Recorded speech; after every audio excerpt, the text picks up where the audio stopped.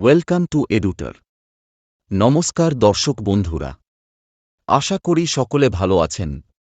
সংবাদপত্রে প্রকাশিত একটি খবর আপনাদের সামনে তুলে ধরছি। মাধ্যমিকের সময়ে ছুটি নিয়ে বিজ্ঞপ্তি। সন্তান যদি কোনো বোর্ডের দশম কিংবা দ্বাদশের পরীক্ষার্থী হয়, তাহলে তাদের শিক্ষক বা শিক্ষাকর্মী মায়েরা চাইল্ড কেয়ার লিভ সিসিএল এবং বাবারা পিতৃত্বকালীন ছুটি পেতে পারেন। আসন্ন মাধ্যমিকে কেন্দ্র ও ভেন্যু হবে যে বিদ্যালয়গুলি, সেখানকার শিক্ষক বা শিক্ষাকর্মীরা এই সুবিধার আওতায় আসবেন। এজন্য পরীক্ষার্থী হিসেবে সন্তানের কোনো প্রমাণপত্র, অ্যাডমিট কার্ড, রেজিস্ট্রেশন ইত্যাদি এবং একটি অঙ্গীকারপত্র জমা দিতে হবে আবেদনকারীকে। যিনি ছুটি নেবেন তাঁর স্ত্রী বা স্বামী একই উদ্দেশ্যে পৃথকভাবে এই ছুটি নিতে পারবেন না। তবে ছুটি মিললেও এই শিক্ষক শিক্ষিকাদের মাধ্যমিকের খাতা দেখতেই হবে।